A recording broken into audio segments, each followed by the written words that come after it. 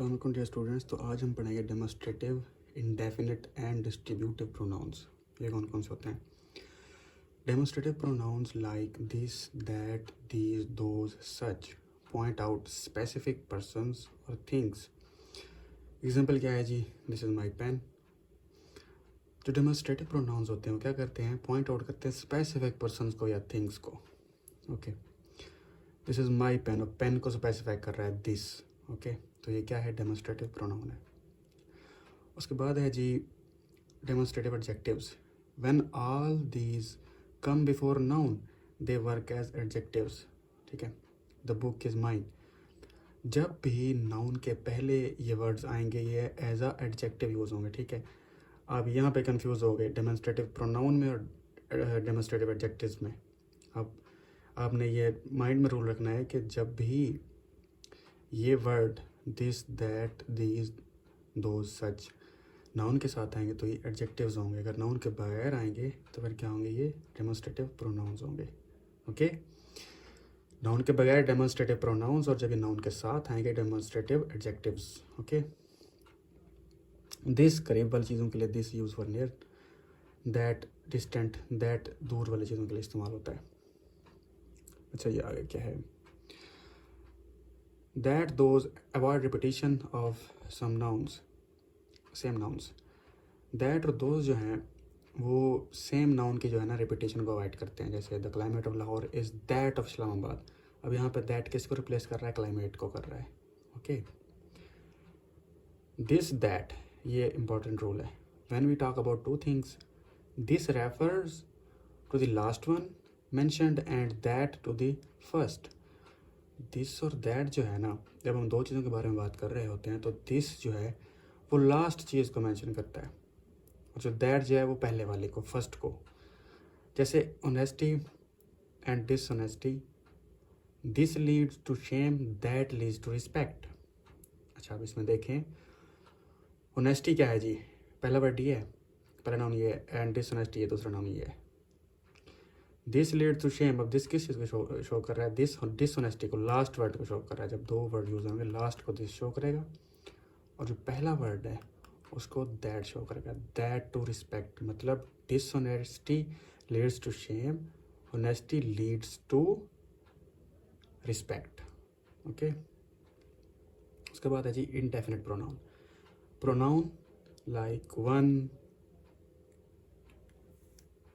None, somebody, anybody, few, many, all refer to things generally not specifically. जब ये सारे words generally use होंगे, specifically use नहीं होंगे, तब हम क्या करेंगे? ये जो प्रोनाउन है इनको हम इंडेफिनिट प्रोनाउन कहेंगे। ठीक है, pronoun like one, none, somebody, anybody, few, many, all refers to things generally. जब ये सब जनरली किसी चीज़ को रेफर कर रहे होंगे तो ये क्या होंगे? इंडेफिनिट प्रोनाउन होंगे। एग्जाम्पल क्या है जी? Someone is knocking at the door. Okay, ये जनरली यूज हुआ है प्रोनाउन, ना कि स्पेसिफिकली। उसके बाद क्या है? इंडेफिनिट प्रोनाउन अब एडजेक्टिव के तौर पे कैसे यूज होते हैं जी? Indefinite pronouns as adjectives, words. अच्छा, अब जो वर्ड्स है ना, जैसे some, any, one, few can also work as adjectives before noun. Simple, जब भी नाउन के साथ ये आएंगे तो ये क्या हो जाएंगे? प्रोनाउन से एडजेक्टिव में तब्दील हो जाएंगे। ठीक है, इंडेफिनिट एडजेक्टिव बन जाएंगे। इसकी एग्जांपल क्या है? Some milk was spilled. ठीक है, मिल्क क्या नाउन है, सम यहाँ पे प्रोनाउन है, लेकिन एज अ एडजेक्टिव यूज हो रहा है। क्योंकि ये क्यों यूज हो रहा है? क्योंकि ये नाउन मिल्क के साथ आया हुआ है। ओके, उसके बाद है pronouns with anybody, everyone, each, with words of them use they and their. Pronoun जब हम इनके साथ यूज़ करेंगे ना, जब ये एनीबडी, एवरीबडी और each as a subject use हो रहे होंगे, तो इनका जो हम प्रोनाउन यूज़ करेंगे वो करेंगे दे और देयर। ओके, जैसे इसकी एग्जांपल है everyone should do their duty. अब ये प्रोनाउन देयर जो है किसको शो कर रहा है? ये सब्जेक्ट एवरीवन को डिनोट कर रहा है, डिस्क्राइब कर रहा है। ओके, इसकी जगह पे यूज़ हो रहा है। In referring to anybody, everybody, everyone, anyone, each, the pronoun he, she is used according to context.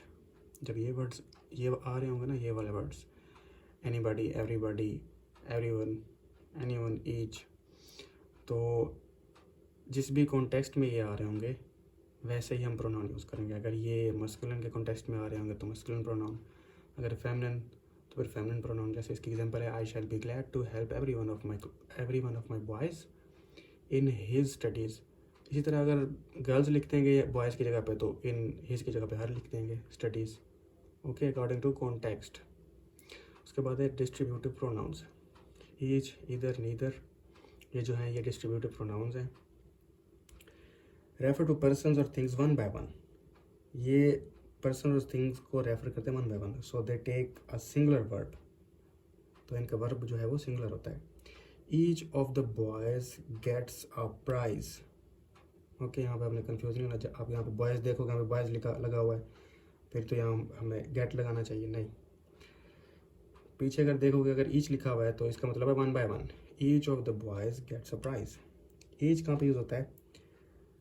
ये जो है ना, every one, it is used for every one separately, ठीक है।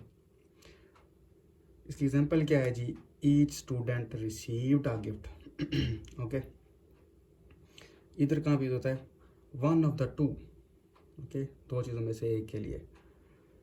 जैसे either road leads to the station, ठीक है, दो में से एक चीज़ को रेफर कर रहा है।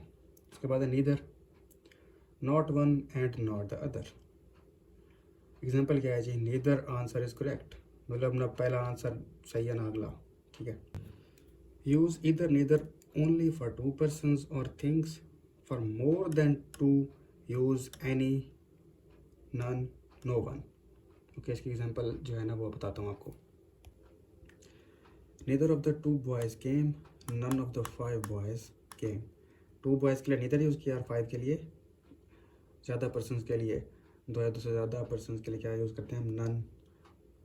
और दो चीज़ों के लिए क्या यूज़ करते हैं? Neither. Position of each, each तीन तरीके से यूज़ होता है। It will come in three places in a sentence before of, phrase each of the boys won a prize. Okay, after the subject, the boys each received a prize. The boys, ये subject है, इसके फ़ौरन बाद each आया है। उसके बाद at the end common with number और money. The mangoes cost 100 rupees each. Okay, ये तीन तरीक़ों से आ सकता है।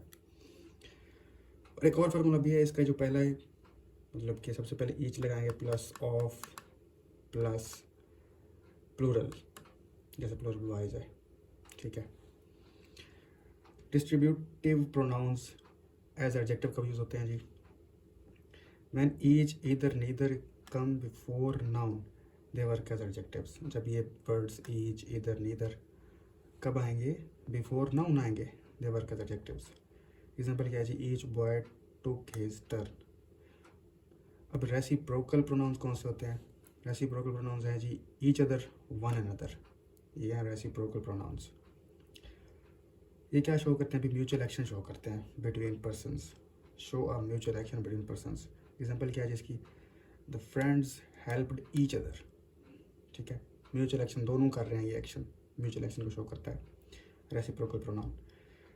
अच्छा, ईच अदर यूज़ होता है दो पर्सन्स के लिए, टू पर्सन्स, और वन अनदर यूज़ होता है मोर देन टू पर्सन्स। वैसे अब तो ये दोनों ही दो या दो से ज़्यादा के लिए इस्तेमाल हो रहे हैं। अच्छा, ईच अदर की एग्जांपल क्या है जी? The two brothers love each other. और वन अनदर की, the players congratulated one another. Okay, तो ये था जी आज का मुख्तसर सा लेक्चर। कल हम पढ़ेंगे रिलेटिव प्रोनाउंस कौन से होते हैं। आई होप आपको ये सब कुछ समझ आया होगा। अगर आपको कुछ समझ नहीं आता तो आपने कमेंट करना, मैं आपको समझा दूंगा। तो मिलते हैं फिर नेक्स्ट वीडियो में, तब तक के लिए अल्लाह हाफ़िज़।